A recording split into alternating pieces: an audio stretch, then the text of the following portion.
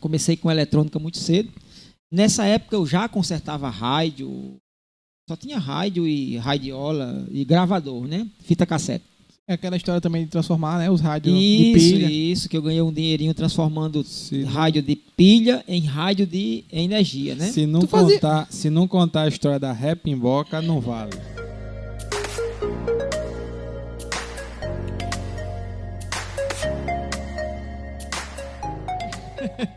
Melhor do que a Repimboca é a história de um equipamento que eu montei. O propósito dele, na verdade, era prever o tempo. Então, eu já lembro dessa história. Essa é famosa. Eu comprava umas revistas de eletrônica, né, e começava a fazer as montagens que tinha na revista, né? E aí tinha uma montagem lá que ela era baseada no nublado. Quando fica nublado, o tempo fica mais escuro e ele tinha que emitir um aviso. Por um erro meu, em vez do equipamento emitir um aviso, eu errei era uma fotocélula, né? Lá. Era tipo uma fotocélula e um resistor, um negócio. Sim. Só que eu não tinha as peças que precisava no projeto, né? Fui nos consertadores de rádio da rua, eles me cederam algumas e eu fiz uma montagem com as pequenas alterações do projeto. Gambiarra. Né? Pequena alteração, não se chama gambiarra, viu? Explica o que é gambiarra. Pois é, o que acontece? Ele, em vez de emitir um aviso, ele começou a fazer um barulho que nem um sapo. Croc, croc. E quanto o tempo ia ficando mais escuro, aumentava. Croc, croc, croc. E minha mãe disse que eu tinha criado um sapo eletrônico. Eu fico imaginando, meu filho, isso é um sapo. Pois essa é uma das curiosidades da época que eu mexia com eletrônica. E a outra curiosidade é que eu fui um cara que eu mexia com eletrônica, eu morria de medo da eletricidade. Então, todo equipamento que eu montava, eu mandava a mamãe testar, né? Mamãe, testa aí. Ela era quem ligava na tomada. Se o bicho pegasse fogo... Bom, o Osama Bin Laden da época, viu? Morria todo mundo. Aí, assim, a minha adolescência foi nesse período aí de mexer com equipamentos eletrônicos, né? E aprender música. Então, eu toquei clarinete na banda local, toquei saxofone. E quando foi lá para os meus 17, 18, pela paixão que eu tinha com eletrônica, eu resolvi trocar o saxofone por teclado. Porque teclado é um instrumento eletrônico, eu gostava de programar, gostava de mexer na parte eletrônica, né? E dos meus 18 até os 20 anos de idade, eu toquei em bandas baile, né? As bandas que Bela ia dançar eram as bandas que eu ia tocar, né? Que na época eu nem conhecia ela, né? Me conheci muito tempo depois, né? Talvez até eu já tenha tocado alguma festa que ela estava lá dançando, né? É provável. Puxar nos históricos aí, nos arquivos históricos. Até porque eu me lembro que eu toquei muitas vezes no Clube 31, que ela era a sócia, né? Sócia fundadora, quase. Pois é. Então... só que nos meus 17, 18 anos de idade, quando eu estava fazendo lá meu terceiro ano do segundo grau, ou seja, o último ano do ensino fundamental hoje? É médio. Ensino médio, né? Fundamental médio, do ensino médio. Estava voltando da escola e eu era muito amigo de uma Isabelle, que é diferente de você, que é Isabelle. E eu parei na casa dela para beber uma água e foi nessa água que toda a história da minha vida mudou, porque eu conheci um cara que tinha um computador lá, numa cidade pequena, ninguém sabia o que era um computador, e ele tinha lá um Microdigital TK2000. E vocês que estão aí assistindo a gente no YouTube, depois coloquem nos comentários aí quem já usou um Microdigital TK2000, porque eu usei um Microdigital TK2000 em 1987. Só Astubo dizendo, eu. Astubo, né? Inclusive... Esse tempo eu brincava de boneca ainda. Numa cidade do interior da Paraíba. O cara tinha... Esse meu amigo, né, o César Augusto, né, que também vai assistir esse podcast lá pelo YouTube... Ele tinha ganho esse computador de uma madrinha dele que tinha vindo da França e tinha trago o computador. Na verdade, ela não trouxe de lá. Ela chegou aqui no Brasil e viu que tinha computador já para vender aqui no Brasil e comprou esse computador para ele. Então, só para vocês terem uma ideia, o computador funcionava com uma fita cassete, a gente tinha um gravador que conectava na fita cassete para gravar os programas e carregar os programas de volta. Então, esse foi o marco da minha vida para começar a mexer com o computador.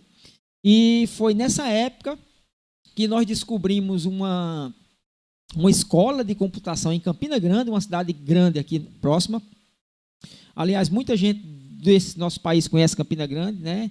Que é onde tem o maior São João do mundo. Isso. E infelizmente nós estamos sem ele há 2 anos já, né? Infelizmente, né? Inclusive, Campina também é um polo de tecnologia, né? Sim, a UFPB UFPB sempre foi, que agora é o UFCG, né? Sempre foi um polo de tecnologia. A terra do falecido Shaolin também, né? Isso, falecido Shaolin. Inclusive, o César, ele se formou lá, né? Na UFCG. Uhum. Então, a gente começou a comprar uma revista da época chamada Input, que na revista vinha os códigos de programação, e a gente começou a fazer programa para esse computador, para o TK2000. Com o passar do tempo, eu casei, segui carreira solo casado, né? E aí eu comecei a comprar computadores para mim. CP200, se alguém já usou um CP200, coloquem aí também nos comentários que usou o CP200. Eu sou Jurássico, gente. Tenha paciência que eu sou Jurássico. Usei um TK90X, que o Cabeça comentou lá quando ele estava falando sobre a vida dele, que ele jogou muito. Eu comprei um joystick para o TK90X. E tinha alguns joguinhos lá, inclusive o R-Type. Você lembra do R-Type? R-Type. Era um dos jogos que eu gostava muito, né? Um jogo de nave com alienígenas. Tá viajando, né? Lembra nada disso? Não lembra não. Não, esse computador já foi depois daquela história da Recall, que deu o comando lá que... foi. Não, era na época que eu trabalhava na Recall. Essa história é muito boa. Eu comprei um TK90X. Qual a história você está falando? Da Recall, que você chegou, tinha um computador lá que ninguém sabia. Sim, vou chegar lá. Então, assim, eu fiz esse curso de computação em Campina Grande junto com meu amigo César em 87, 88. Era um curso que tinha banco de dados incluído nele, alguma programação com banco de dados, se não me engano, DBase 3. Exatamente, DBase 3. Aí o que acontece? Eu passei 87, 88, 89, 90. Quando foi 91, eu estava tocando em banda de música. E enquanto eu estava no ensaio lá, um filho de um empresário de uma cidade próxima aqui, Guarabira, queria que eu fosse ensinar teclado para ele. E aí foi outra mudança que aconteceu na minha vida, né? Que eu fui ensinar teclado para esse cara em casa. Ensinei ele a tocar teclado, e o pai dele era dono de uma indústria de confecções. Era não, né? Continua sendo dono, seu João Rafael. A Recall, dono da indústria de confecções. E ele estava com um computador lá, parado, há 3 meses, porque ninguém sabia fazer nada no computador. As pessoas sabiam ligar o estabilizador, apertar o botão de power, aparecia um Czinho piscando lá, e tudo que escrevia, o computador escrevia. Comando inválido. Comando inválido. Comando inválido. O povo chegando lá e escrevia, eu quero daqui. Comando inválido. Então eu tinha feito um curso de computação, eu tinha estudado num CP500, que já era o CP2, que é igual ao MS-DOS que a Microsoft tinha lançado naquela época, né? Uhum. E quando o meu aluno ficou sabendo que eu mexia com computação, claro que ele foi dizer para o pai, e o pai chegou e me procurou, e resumindo, eu cheguei lá embaixo no escritório, né? Tirei a capa do computador. Naquela época, gente, era engraçado, tinha uma capa que cobria o computador como se ele fosse o funcionário mais importante da empresa. Isso durou por um bom tempo, né, a capa? Sim, a capa do computador. A gente tinha a missão de colocar a capa no computador quando terminasse de fazer o trabalho, né? Para não pegar poeira. Você imagina só. Era a majestade e o computador. Então, tiraram a capa, ligaram o estabilizador, ligaram o botão lá do computador. Me lembro como hoje era um PCXT 8086. Quase um trava-língua. Quase um trava-língua, exato. Aí o que acontece? Aí a menina que trabalhava no setor disse, olha, tudo que a gente digita aqui, ele disse comando inválido, comando inválido. Aí eu fui lá, né, e dei um comando para listar todos os arquivos do computador, que eu sabia que um comando para listar todos os arquivos ia levar pelo menos 1 minuto e meio mostrando caracteres na tela, que era a famosa tela verde ainda, né, aquela telinha com os caracteres verdes. Matrix. Pois é, bem Matrix mesmo. E aí eu fui lá, eu dei um dir/w. Se tiver alguém jurássico assistindo, vai saber exatamente o que é dir barra W. Vai começar a Sabe, mostrar Júlio? todas Era as... barra Sei, W e barra S, certo? Porque barra W é para poder mostrar no monitor inteiro e barra S para mostrar todos os subdiretórios, né? Eita, entendi. Ixi. Aí o computador começou a listar arquivo do, arquivos. do MS-DOS lá, e toma listar, pronto. Foi só esse comando que me garantiu o emprego, E né? o povo ficava, olha, rapaz, É. sabe mexer me. Esse comando me garantiu o emprego de operador de computador.